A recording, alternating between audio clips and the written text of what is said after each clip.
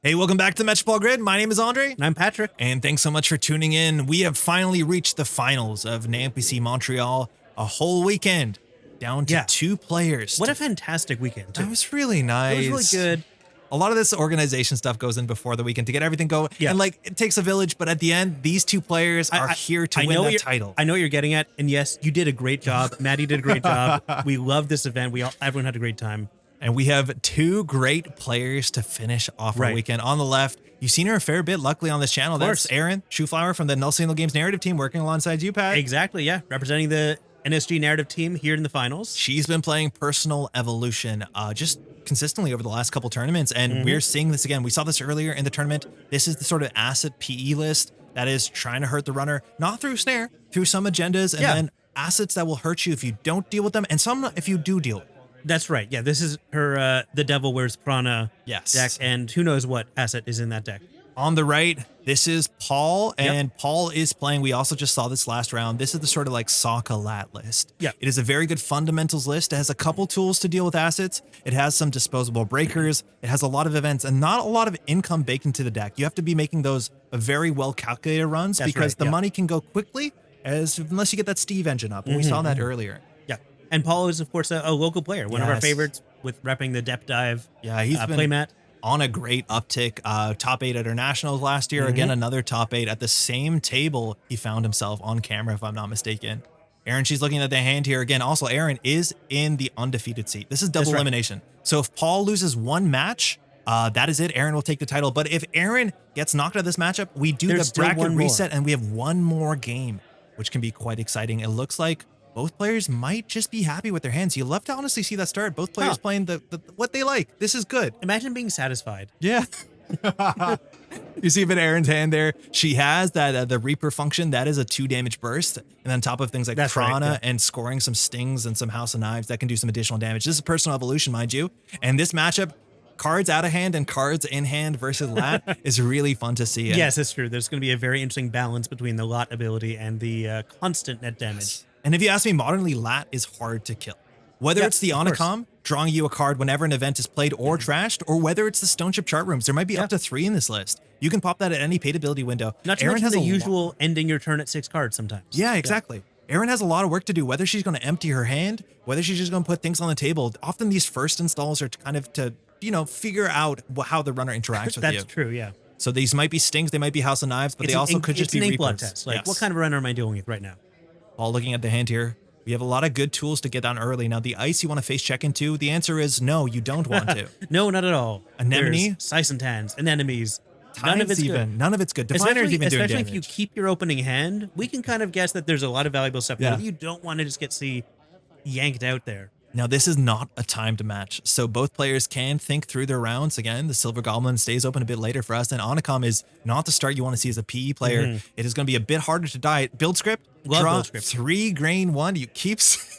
That is a good start here financially, because Onicom is a fair bit of money. So we're up down on 3 credits. We're going to see if we want to check these cards. Again, a lot of time the play pattern against Jinteki is run early, draw late. You want to end your hand with a lot of cards in hand. You want to end your turn with a lot of cards in hand. And generally you'll check, see how bad it is. And knowing this deck is not on Urtica or Snare means you actually can check relatively safely. Yeah, you can check what's on the table relatively safe. It's true. It's just the Fujis that are 3 damages. It's the agendas that'll get you, which is problematic. Yeah, that is exactly what you want to be careful around. Yeah. Now we're 2 clicks in. Again, we're thinking this through. Third is the SMC on the table. Sure, yeah. Now if we want to be able to get a Sentry Breaker down ASAP. This can be the face check. This can also be a tool, and it looks like it's going to be a tool here, Overclock. Understanding that we can take 3 cards of damage here. We have a couple cards in hand, so you might not mind, but Overclock, often the play here is, I don't think we're going to see Bring a Killer. I think we're going to go get a Parisha. And this is the sort of line that allows you to get the most value. Because you have Overclock credits left over to trash the asset, and then Parisha to trash more assets. That's often better if you're running 2 things a turn, because then you can get all the value. But this is the sort of classic like asset, the best asset opening is like self-modifying code, trick shot, Parisha, trash everything. So we'll see what we get here. Okay. Self-modifying code, any program. This card's been around for just about as long as Netrunner has, and it is just a Parisha. It's mostly assets. The deck only has 2 upgrades. They're both Angelique Garza Correas. And Paul can see the deck list, so he knows it's mostly assets. He knows this is going to work out. Now, there's a cohort that's going to come down for free. Either way that you cut it, whether it's the water or whether it's the Overclock credits.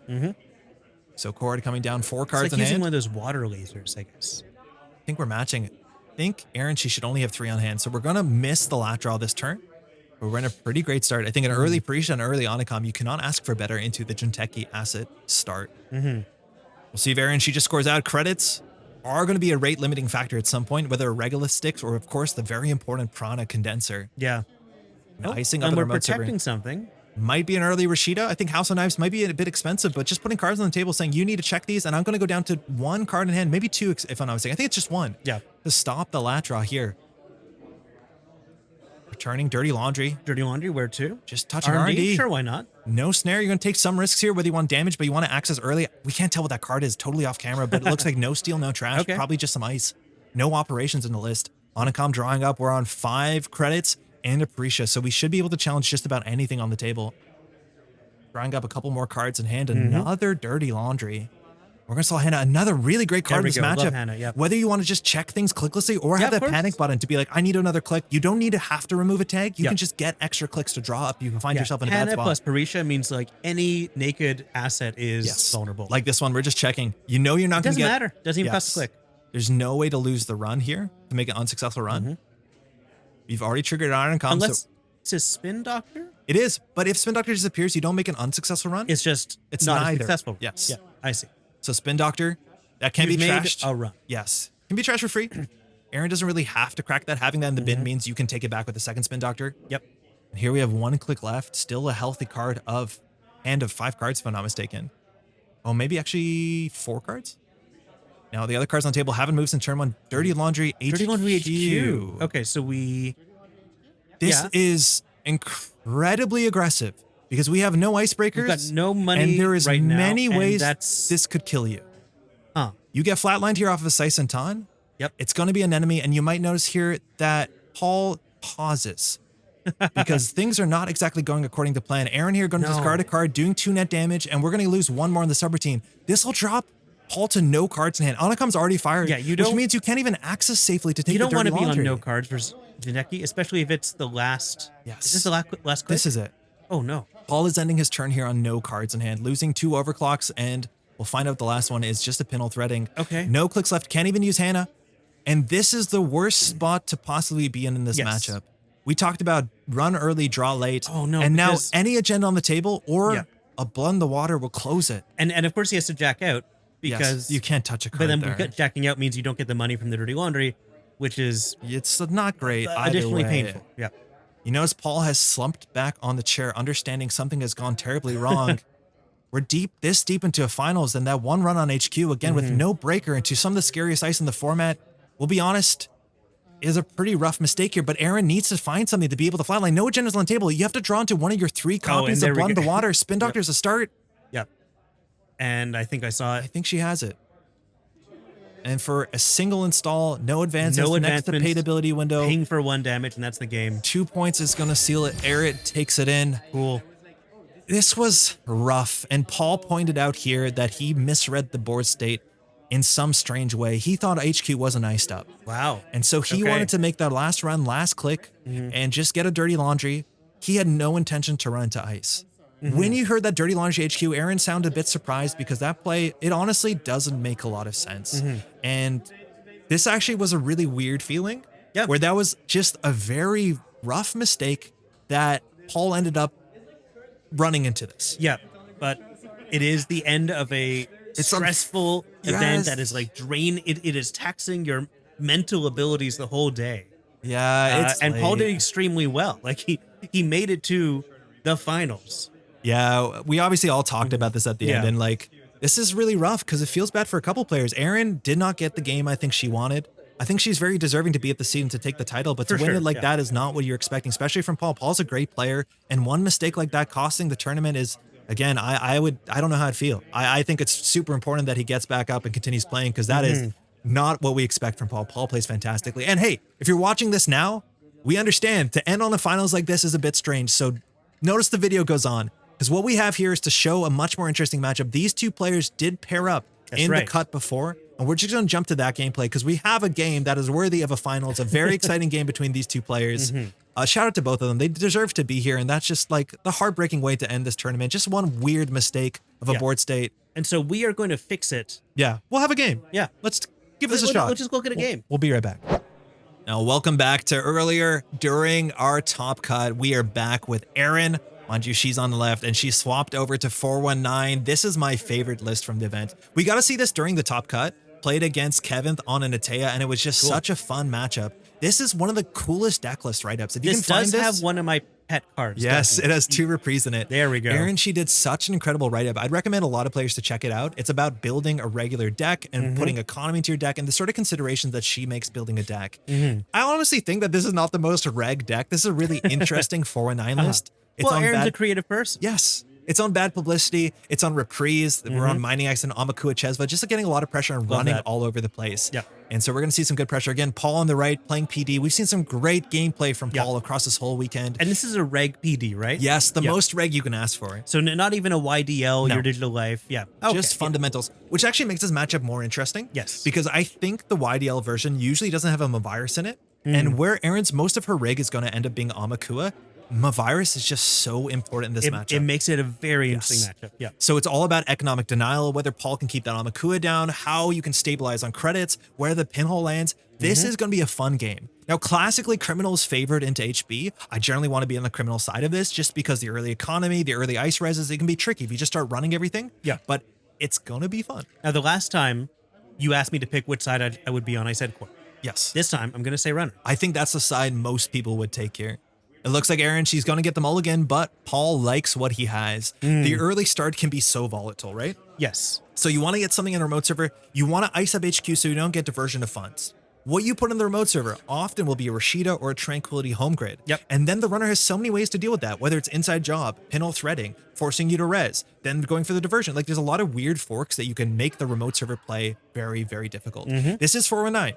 419 says the first time a card is installed per turn, and there's been some rules changes to open up a bit of those install windows. In this matchup, we're expecting it to be as it is, but you have to pay a credit or the card is exposed. The Corp has to pay 1 credit or the card is exposed. The first install. So that means 2 things. Firstly, once an Amakua hits the table, the AI breaker that gets power, the more that something is exposed. Sometimes it's not only the information that matters, but of course also You are gaining literal actual tokens on a card. For a card that can't boost the best breaker in the game with infinite strength. On the other side, though, this is going to change some of the patterns of play. Right. A lot of times you want to be installing multiple cards a turn as a corporation. That's an easy way to save you money. Take a turn off, click for 3. Next turn, install 3 cards. That's a nice play pattern. Yeah, maybe only one of those is exposed. Maybe only one of those is hidden. Yeah, we'll see. Yeah, installing 1 card is the worst tax. And we are off 5-5. Let's call this our finals. This is a fun game. Yeah.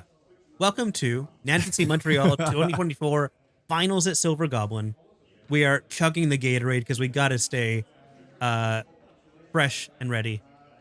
6 cards in hand is what Precision Design says, and encourages you to score out. Again, the first time you score out, or whenever you score out, mind you, you're going to get a card back from the heap. And greasing the palm. Starting with the grease in the palm. Love a grease in the palm. Always a good start. Not only the credits that you need for the expose and in general, but it means that there's a card in archive. So the threat of a drafter is a bit more poignant on turn 1. Yeah, once there's a card in archives, then a lot of things are activated. And there's the start we're expecting. Ice on HQ to play around diversion of funds, card in the remote server, and an ice in front of that. Cool. So now we'll see if Erin just face checks. A lot of times you see that click 1.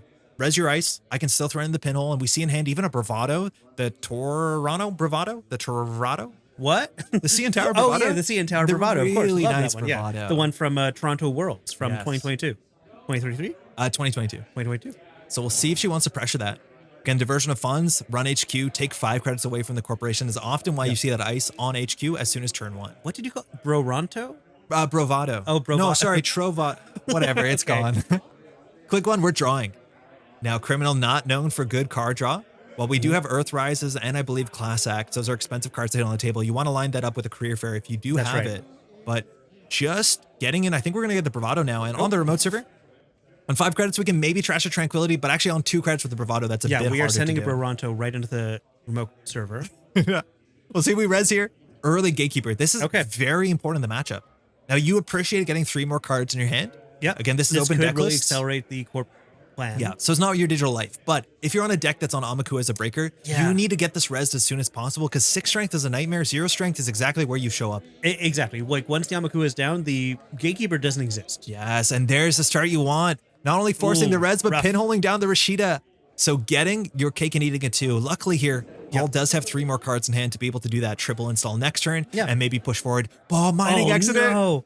This matchup Erin, why? is so fun. So we do not have the credits. We are going to have to give them bad publicity. That will be tracked there. That gatekeeper will exist even less now. Yes.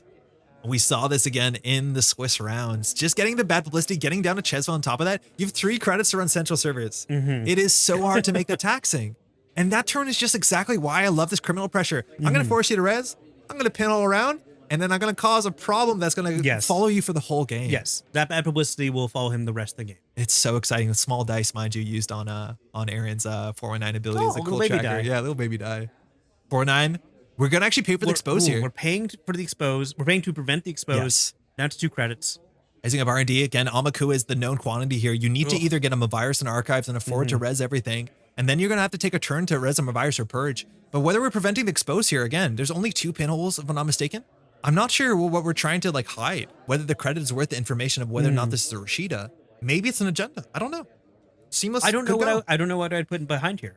The problem is that when Amakua hits the table, Erin has enough money to just send straight into it. So you're taking some risks here, let alone inside jobs or even boomerangs potentially. If it's a tranquility, it can survive.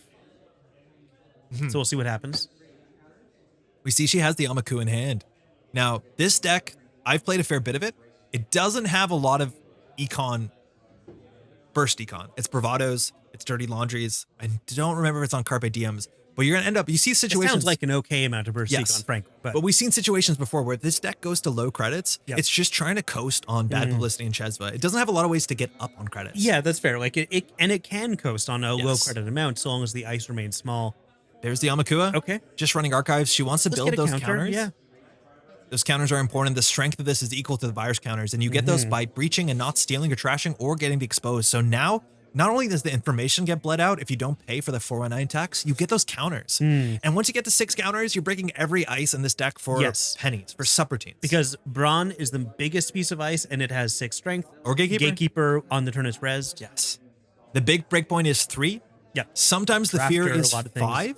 Because if 5 is a Hagen and Hagen eats turtles. But we do know that Paul's deck has Mavirus. It should have, I think, 2. Which will eventually shut down archives for one thing, or be a very cheeky surprise. Yeah. If you can get that mid run while you hit a drafter. Oh, yeah. That's exactly what you want. Now, drafter all this stuff, or a Hagen, like very satisfying ways to ruin Erin's day. Now, the problem is all these things cost money. That is a problem. The threat is if the Amaku can get up to 3, you're often pretty safe to just send the diversion. You beat Magnet, you beat Drafter. If it's a Gatekeeper, you can find out sooner than later. I just don't think you want a Drafter to fire with Rashida in the bin, let alone the greasing the palm. So it's back here to understand you have to stop this aggression. You have to get your defenses up to keep that turtle out. Purging is really, really difficult. So you want the Mavirus to do the heavy lifting for you. And it looks like it is just Tranquility. We did pay to protect that. So now this card is really important. It's one of the most important economy pieces in any HB deck. It's like very quietly in most games give the corporation like 10 credits for free, clicklessly. Yeah, very easily. Of course, and he's some of the money he gained from the Tranquility he spent to prevent Amakua getting a counter. Yes. Because now you are paying to prevent Amakua getting strong. Yes, you need to. And so every install there you gain 2, you can spend one of those right away. And now the game is about windmilling into the remote server. Now on only 2 credits, the ice actually on the remote server probably can't get rezzed. If it's an ablative, we're still going through it. So it's up to Erin to get her credits up. And again, the only burst economy from low credits, maybe a Carpe Diem, a Dirty Laundry. I think the big one is Falsified Credentials, which is just such a fun card in this deck. That's a great one. Running HQ here, saying on 2 credits, you can't res. Yeah. And that might be a bit of an overextension here. But we're going to check these cards and get Amaku counters no matter what happens. MIC. Okay. An annoying card for the turtle. 4 strength, 3 subroutines is pretty good, but we're just going to get Amaku counters. And this is where I love playing Criminal. You can afford to get all these accesses on any central server because anything pushes the turtle forward. Yep. Or you steal. You're happy with that too. Rashida, bad publicity will take that down for free. That's too bad. Bringing it back there again. Sometimes you do want to not trash on the basis that it'll give you turtle counters. That's true, because turtle doesn't gain a counter if you trash or steal. Yes. Now, I think Rashida is an easy name to get trashed, especially when there's a Tranquility remote server. But just clicking up for credits again, sometimes the Paul basic needs action money. card is the criminal economy. And just taking... And next turn we can purge, maybe. They're just taking credits there. That's good. You don't get the Tranquility install, but you also don't worry about 419. Yep. Now, in 5 credits, diversion of funds is often the line you want to go for, but you're assuming that the ice res on HQ will spend 3 to 4 of that. Yeah. So it's not the worst. And you don't want to see a Hagen, you don't want to see a drafter at this point. Yes. You think Hagen's actually like kind of like, I think I've played Hagen in decks. It is pricey, but I honestly don't know if it's in this list. I think it'll have a huge impact, but I think you see less and less Hagen modernly, unfortunately. It's really good. It's just a drafter. Okay. That actually is firing. That's fine. I think Erin is 1 counter short here. Yeah. I think she's on 2 counters. Yeah, she's on 2, so she could have ran Archive first, but this is just a bit of a risk. And what's really interesting is that we have Greasing back in the hand, and Rashida will fire the once per turn from Tranquility. The really weird interaction here is that you actually have to pay 419 before Tranquility comes in because the runner's the active player. Oh yeah, it's true. So the order of operations is it flips the order of operations. Now that drafter, good to know it's there, but obviously you don't want that to fire. Just seeing the same MIC again, knowing Actually, 2 of the cards in hand. Yeah, it's all MICs. Shezva also in her hand, so if she is going to start breaking things, she can't get that down, and then she's running super cheaply, at least on central servers. Yeah. Okay. So what's defending R&D is the question. On 3 credits, if you res this, you can't play the Greasing. No. The Rashida is going to fire. And if Erin, she has a pinhole here, the Rashida goes down for free. On the top, Ikawa. Ooh. She has a click left and the 1 bad publicity. Money. She's got 1 bad pub, 2 regular credits. She can steal it. She's considering it. Might as well, She's right? taking it. Yes, taking the points is good. Now, might as well is actually kind of interesting. Because you don't get an Amaku counter. That kind of matters. That's true, yeah. But the biggest problem now is you're playing into a Blade of Barrier. As soon as this. And sometimes it's worth playing around a Blade of. Also, specifically, if Paul draws that agenda, where does it go? The answer is nowhere. It's going to take up space in the hand. So now he's actually drawing a different card, and that could be more important. Drawing something new that we don't know about. Yeah. Now, it uses the bad publicity. I'm thinking taking it or not taking it. You can argue for both. It's wild to see a 3-pointer and say, I'm good, but we'll see how much this matters here. Erin definitely needs to get her economy up, and she's down to 1 credit after stealing half with the bad publicity there. Ikawa. Whether there's another mining accident here or just the Chesva down, she has ways to push herself forward. Well, is she deciding what to discard here? Yeah, I think she's on 6 because she spent her last click. Throwing out a boomerang. Okay. 2 credits for the install on the remote server. Of course, it's Rashida. Paul is back into it on 6 credits. Now, it's not the Ikawa, of course. 4 new cards. Yep.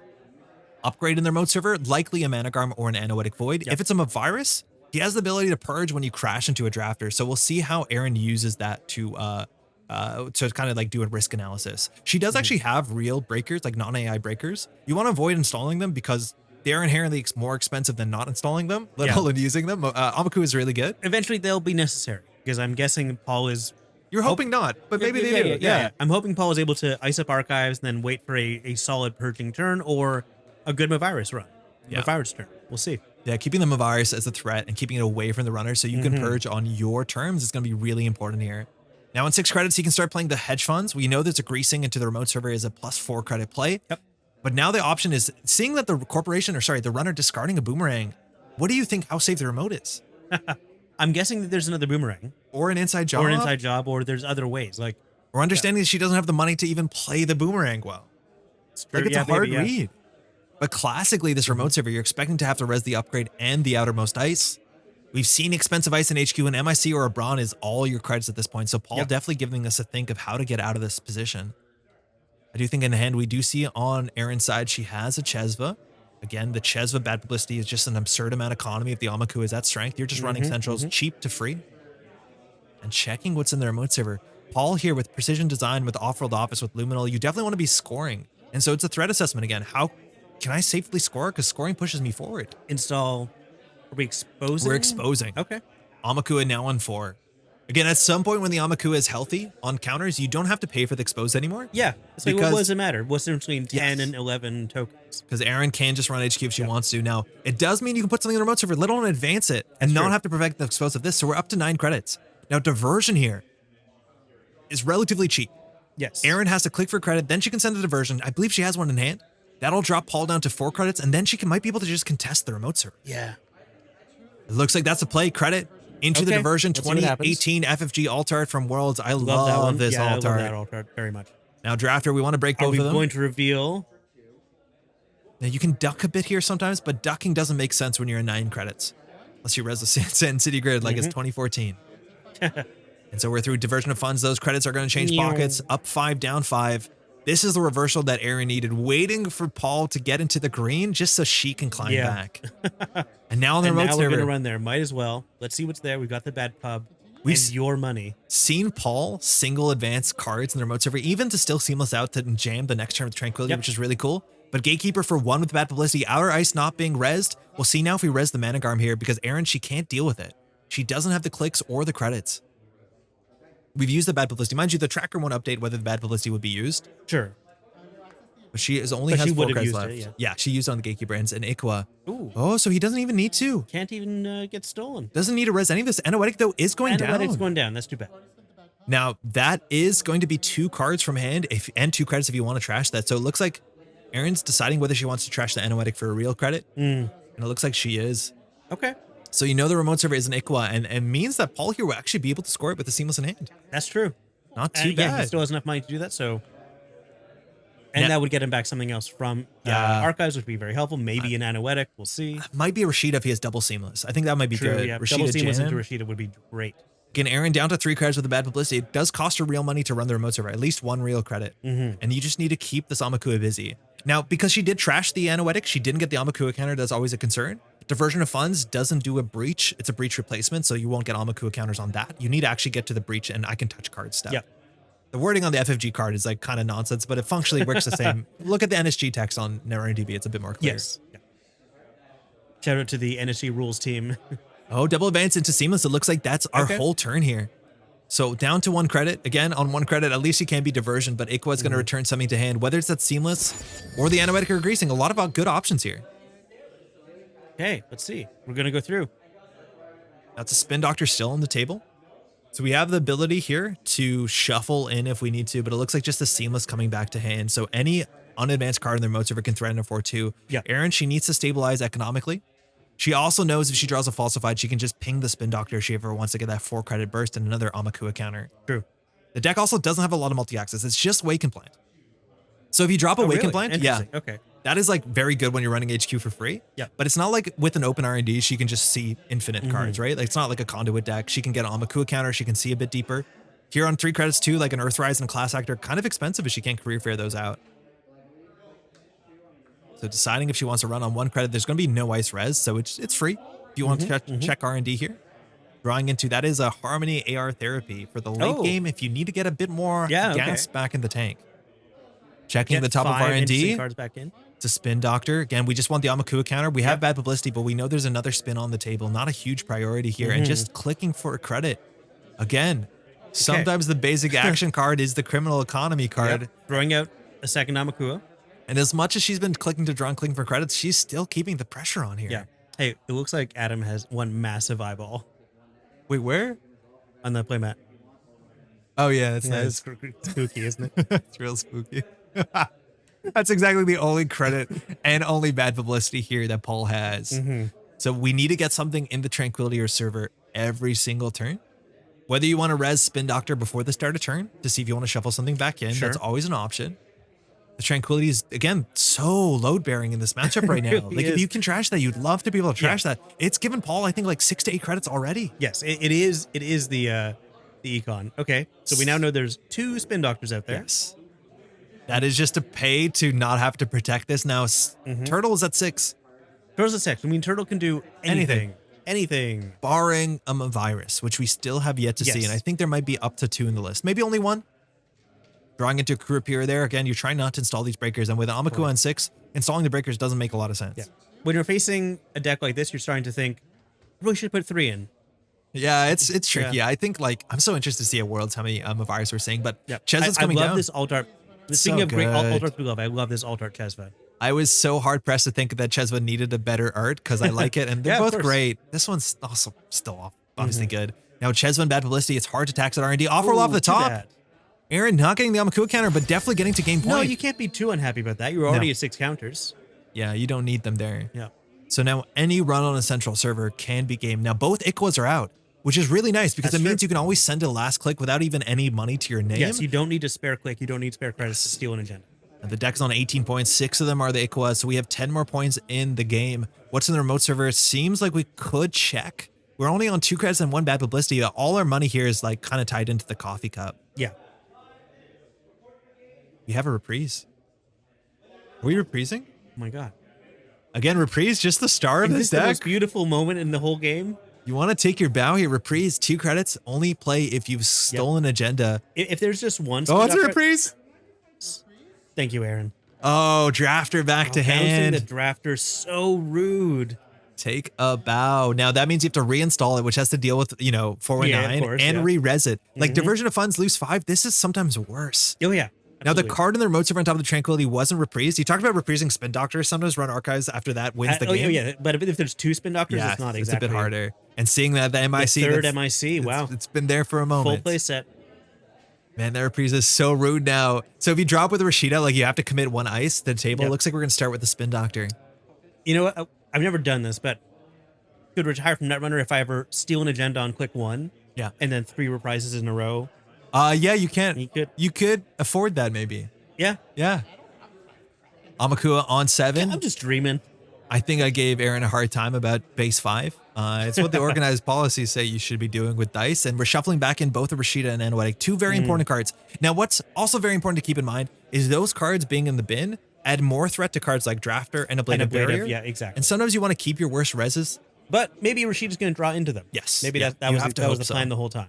So draw 3 here, back up on a healthy 7 credits, but understanding that diversion, Amakua is going to be able to get into HQ no matter what. It's hard to res and duck a diversion here. So Paul has a fair bit of work to do. And that remote server, if you can get a Managarm or an Anoetic. And he needs to ice up every server. Speaking of money, barring Chesla and bad publicity, like Erin's got nothing to work with. Yeah, but she's been doing okay. Yes. Because she keeps Paul so stressed here. Now the question is, does Paul have a window? And how much is that window going to not exist if you get diversion? This is the criminal fundamentals. This is like so fun to me. So let's see here what the respect is for diversion of funds. I'm a virus also. We know every card face down on the table. No, that's true. We know the Spin Doctor's all I'm trying to say. Hedge fund, we're up to a healthier 11. Okay. And MIC is pretty expensive. Okay, there we go. Pair that up. To 15. Okay. So now just stay alive. Stay alive. Yeah. Stay alive. So the diversion dropping you to 10 is like not the end of the world, but giving Erin 5, that is the worst part of this interaction. Yeah. So whether you want to put something in the remote server, pay for 419 and get the Tranquility and say Seamless is threatening the game out, or whether you think you need to ice HQ. Now, you know how important icing HQ is based on how many agendas are in hand, because otherwise the Chesva and the Amakua, just getting to 8, getting to 9 counters doesn't have an impact. And so greasing, going to get even more cards out of hand. That was a big draw at the start of turn. Rashida into Spin Doctor. And we're just going to ice that up, protect it. Now, I don't know what protecting does in this scenario when Amakua is on 7. I mean, you got to get ready for when you can purge.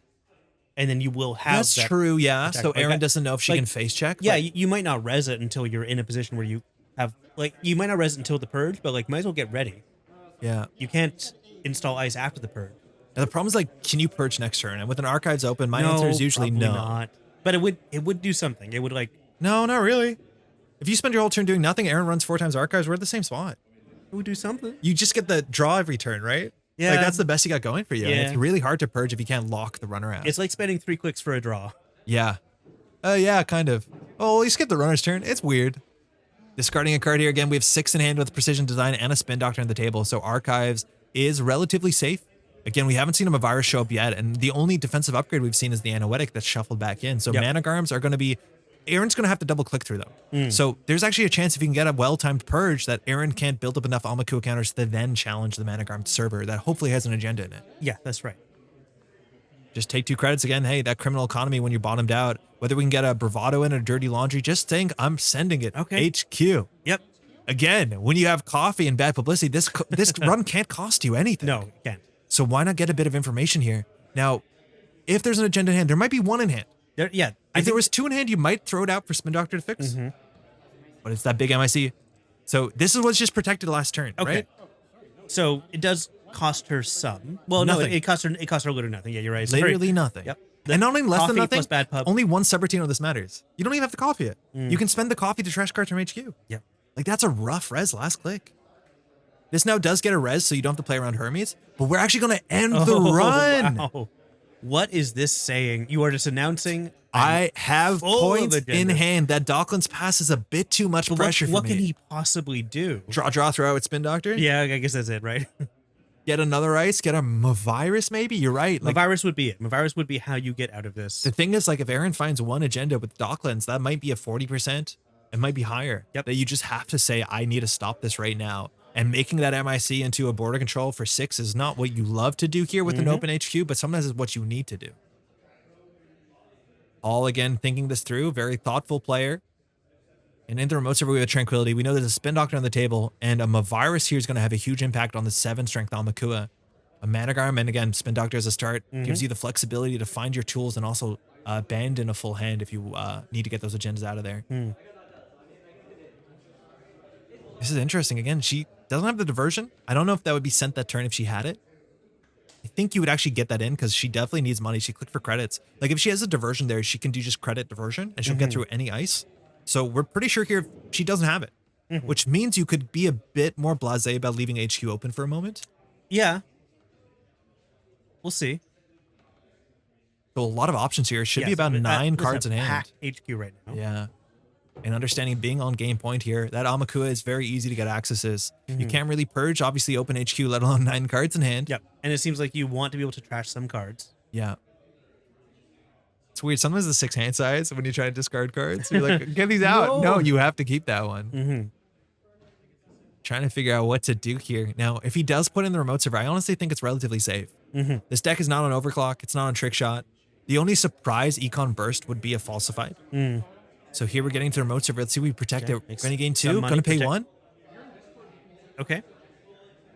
Only on 11 credits. We want to get another install here if we can because of 419. So the defensive upgrade can do a lot of work. If it's a Mavirus, that's important. If it's a Managarm, it's important. If it's an Anoetic, also. Yeah. And Erin doesn't know which one it is. Correct. Yeah. Knowing that there's a Mavirus on the table can be so crucial. Yeah, and 1 pinhole has been spent. You're expecting at least 1 more again. They all know it's open deck lists. We don't have their paper deck lists anymore, unfortunately. I do think Erin did publish hers, though. And she did. It's a great write-up. You should check it out. It's really good. I'll link it in the description. Yeah, we mentioned that. And back on 6 in hand. Man. So that means if he has another agenda in hand, say he had 2 in hand and was worried about the Docklands. Yeah. If he had 1, maybe he'd risk it. If he had 1 into a Docklands, he might not risk it. If it was a single axis, he might not pop the MIC. Yeah. But if there's 2, absolutely. Yeah. So now, on open HQ into Docklands. Yeah. The call here is there's no diversion. Probably seamless into an agenda on the remote server into a Managarm. Yes. Now this deck is only on, I think, a single Hermes. There's probably 1 agenda in HQ. Might not even be. And we're calling it here at the start. So outermost. Click 1. Yep. Only 1 credit, 1 bad publicity. Sorry, no credits. Only 1 bad publicity. That's the small die. Yeah, not even Chesva. Not even Chesva. So anything rezzed here will fire. You don't even need to Mavirus. As long as it has more than 1 subroutine. And even if it has 1 subroutine you have to break, that means the Gatekeeper will Gatekeeper's online, and that's fine. So Erin just kind of getting, a sense of what things look like. The worst face check here is if it's a drafter, you're still getting in. You can break one of the sub. Well, no, you just get through the Gatekeeper maybe. You can break it if you want to and walk away. Yeah, I mean, the drafter would be annoying, but hopefully. Yeah, it's not great for you. Yeah. And that's what I mean with the Anoetic back in the deck. Like the drafter threatening the Anoetic. Oh, border control. Oh, border control. Cool. Now, some choices here, whether you want to stop the Corp getting 2 credits or stop the end of run. I think we're going to stop the 2 credits because the run. You might as well. The run can't continue. The run is going to end anyway. You might as well stop the money. Okay, that's good. That's a good ice server. It's a good ice server, but border control is only 1 strength, and that. Yep. You're right. The strength is not bad, but like the Amakua strength is just not the problem anymore. Yeah, exactly. Yeah. Just going to do credit again. The economy, single credit. And we're charging the Spin Doctor. You just need 1 in bad publicity to threaten it. Shuffle those in. We're assuming there's an agenda being put back in R&D. And Erin here on 7 credits, she could consider, again, face checking R&D, just getting some information on what's being top decked. Because again, Amakua, Chesva, bad publicity, that's all you need to put pressure on centrals. Now, if you run last click and it's ablative, like that can be a bit upsetting because Rashida will hit the table. Rashida, and that's what a value. Yeah, you have to be careful, but that might just be her last click. She's pretty good at tracking her click there. Okay, so that's 2 face downs. That's 2 face downs. Okay. We'll see here, Paul. We're assuming he has the seamless. I do think we saw one either go back to hand. I think we did. We haven't seen it used yet. So 6 cards, a lot of options there. Now, if you have double seamless, you can push the next card into the remote server. And Erin on 1 credit, she definitely needs. Again, on 1 credit, the big burst is the falsified credentials, and she hasn't drawn yet. So I don't think we're expecting a diversion anytime soon, unless she top decks it. Yeah. Remote server, we're looking at it. No res, no Rashidas. Assuming it's an agenda and defensive. So let's see what Paul can push himself forward with the precision design ability. Thinking through the options here, you want to be careful. If you top deck an agenda into the open Docklands Pass, open HQ, like it's a bit rough. Yeah. But sometimes you have to just play it cool and commit to the plan no matter what. checking the bin. Again, you do want to check every once in a while. Kind of suggests that there might be an ablative in play, but more likely here to understand what precision design is going to do for you if you do score out. Thinking through the options, a couple face downs still in archives. I think at least 3. Yeah, looks like it. We'll see here if we seamless launch out. We're thinking. Again, man, against this Amaku and Chesva, it's like so much central pressure, and she hasn't been going for singles. Okay. Advanced. Quick one is regular advance. We would love a Check that is luminal. the right card. I think that'd be your best option. You actually can go for luminal, ice up, Seamless. and even a purge potentially. And there's the there's luminal. Good. Gaining 3 clicks. We have 4 clicks left on the turn and a precision design. What are we returning to hand? Seamless is definitely an option here. And with 4 clicks, the problem is only 5 credits. And not only do you need a purge, you need a poison archives, and you need to be able to res both ice on other 2 central servers. So purging here doesn't do enough. Now, can you just windmill the next card on the remote server? That upgrade's still unknown whether it's a Managarm or not. Now, Pinhole beats Managarm for free with bad publicity and Chesva, but it comes down to, do you have enough clicks to run back through the border control and break the gatekeeper twice? Like, it's still just the 1 credit is a limiting factor when Chesva's most of your economy. All right, what are these clicks going to do? Yeah, you have 4 clicks here. Again, you want to fire the Tranquility turn after turn after turn. We were not sure if Paul kept 1 agenda in hand into the Dawkins. I think at this point he has to start taking risks where both players are on game point. Now, this deck is not running Biotic Labor. It's not running any way to just fast advance out from hand. So it's not like he can hunker down. He has to put the card in the remote server and close the game out on the table. Relatively honest. Yeah. Hedge Fund, that's the 3rd one we've seen in like 2 turns, if I'm not mistaken. Okay. Maybe 3 turns. So all are played, and we're just going to go for the Purge. Well, hedge fund, then purge. Okay. Now, I don't know about this Purge when centrals are being open. No. Erin can just spend a turn running it down. She has, you see in hand, Class Act and Sure Gamble hard to play. Yeah. But this and just as far allows as her to she rebuild. only needs one token anyway. Yeah, for the remote server, she only needs 1 token. That's really true. Seeing a Brawn there. And another one from HQ Oh, because Dawkins, of Dawkins. yeah. Going to see 2 on the first run only and seamless launch. The card, I think we went back into I hand. believe so, yeah. Yeah, this Purge is really difficult. Just keep going on HQ. Let's just see every single card in HQ. Now, this might keep her busy. So if she whiffs on these runs and she spends most of her turn getting the counters back up, you can just jam an agenda. That might be one of Paul's lines here, because obviously it's easy enough to get the Amakua counters. I think just checking Docklands Pass is the first time a turn. I don't think Paul was aware of that. So Paul actually might have assumed there was more pressure on HQ. That's why it's cheaper than HQ access. That is why it is. Running back. Yep, might as well run back. You need to get the Zamaku counters again. On 3 is the big break point that you're not worried about the face check on drafter. Gatekeeper is what it is, and we're seeing a board control. A lot of ice in hand. And still no diversion. Would have come across this turn? I imagine it could have, but I think the bigger problem here is to get the Amakua counters up. Yeah, the diversion would have prevented that from happening. So now you've got 1 click left for Erin. Paul could push in remote server here. Erin doesn't seem to have a way to deal with Managarm, border control, Gatekeeper. He has the seamless in hand. He just needs to get a 4-2. And if a diversion goes across, he's only down to 4 credits. Yep. That is enough to do the trick. We only need 3 credits, maybe 1 more if you need to res the Managarm. But the Tranquility will give you the money. Yeah, you can even expose it. You can even let 419 see it. Preventing the In this game, exposed we're here. preventing it. Yeah, okay. Again, those credits really matter in this matchup. I think Paul has prevented some exposes that it's more about the information, and obviously the Amakua counter might matter here. But I think Erin will just face check it. There's no bad face check. Okay, installing for some money from the Tranquility, and Erin has no idea what it is. Now this can easily be the game point. 5 cards still in hand. We're running R&D here. R&D. I'm not sure if we can res all this sort of stuff to keep Erin out. This will only be a single access, but getting the Amakua counter, this costs nothing to threaten to break. Besides maybe the Chesva. We're going to use the pot of coffee, but Paul here needs to decide whether he reses. Now he only needs about 5 credits to threaten the remote server. There's a lot of ice that resing is useless for. Yes. Now Paul also wants to not overextend, because if he reses this ice and then gets diversion, it might put him off winning. Yep. And then Erin might have enough money to contest the remote server the following turn and he's double click thinking- Managarm. It's a virus. We're going to res Okay. for 3 and purge into whatever this face check is. The face check has to be quite good. Yeah, let's hope it's good. It's just a Gatekeeper. That's fine. This makes you know the remote server doesn't have the game. Paul has to hang on for The another Gatekeeper turn. is going to hit anyway, Yeah, what the heck? right? Yeah, why did he purge? That was a 6-turn Gatekeeper. We're running HQ now, only on 5 credits. I thought that must have been a drafter.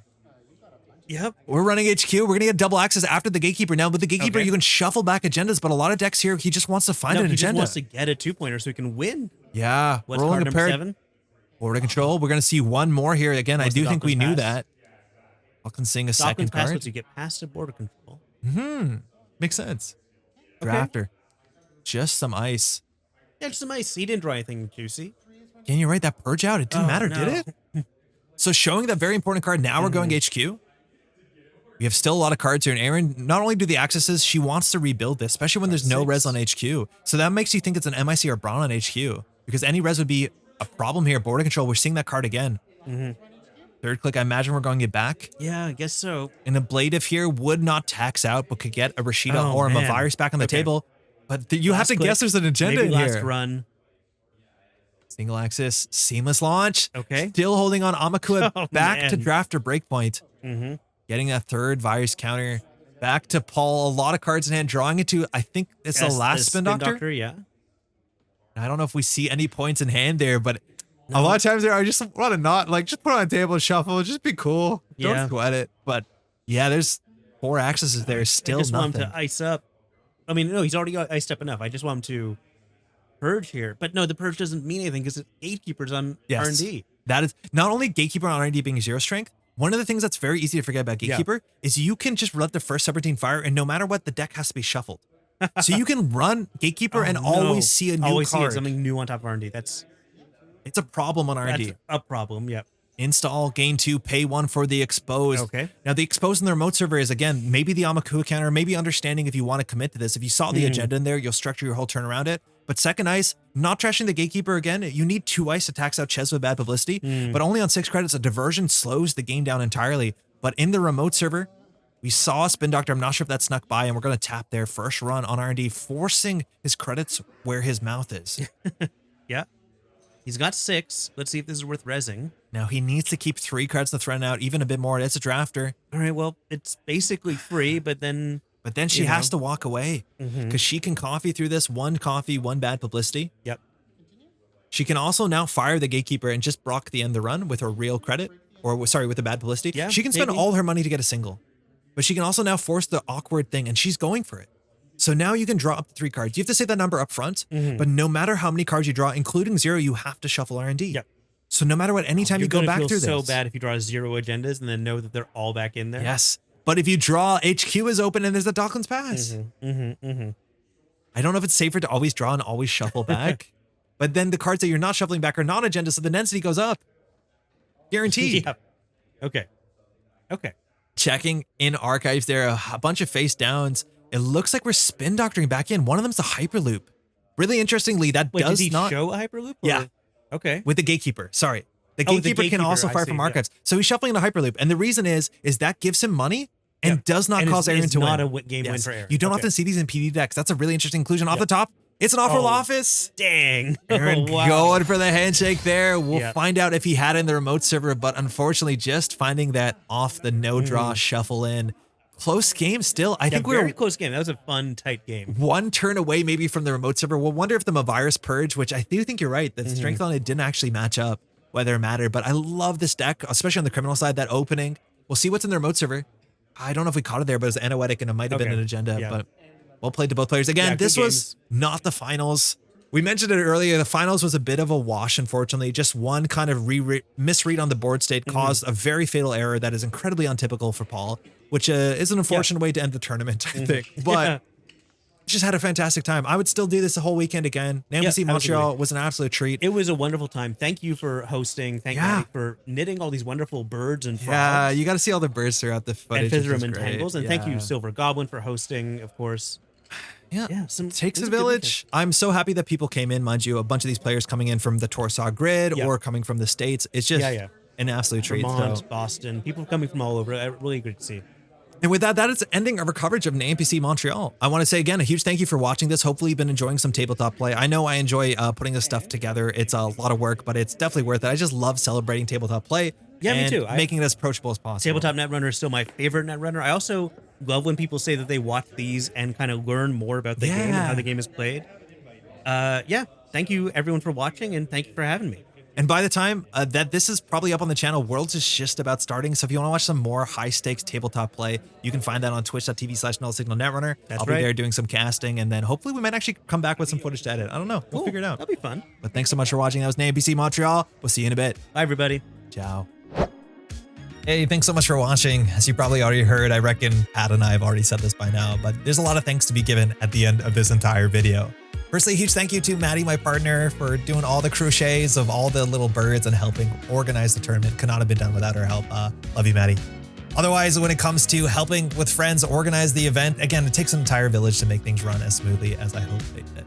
And finally, thanks for all the folks who came out. Seriously, organized play, it is a lot of fun, but it doesn't happen unless people take the time, take their weekend to come out, play some games, make some new friends. So I'm incredibly grateful for all the folks who traveled or just came out and walked down the street, Montreal locals.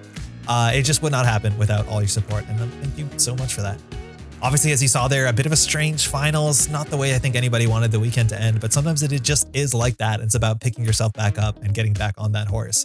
Obviously, like dirty laundry, last click run into an ice on res with no icebreakers. That is lethal 9 out of 9 times. And it's obviously not a tactical error, a bit of a mechanical error, a misread of the board state. Not understanding that HQ is ice there is a bummer for the tournament to end like that. But we're going to make the best of it. I'm super excited for both those players to see them play. They're great Netrunner players. Unfortunately, not the finals I think we were all looking for. But that's okay. That's sometimes just the way it happens.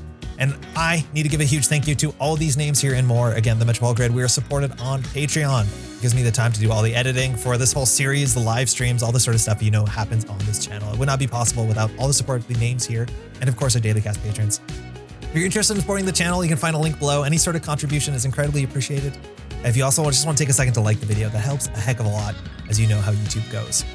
And with that, in a couple days, we're actually going to be off at World Championship 2024 in San Francisco. You can hopefully find the links to all of the Signal Games Twitch and YouTube channel in the description if you don't know where to look. But we'll be starting a Friday with COS, and then Saturday and Sunday are the main standard tournaments. They'll all be televised online, and they're going to be pretty fun. We're going to be casting. I'm looking forward to it a heck of a lot.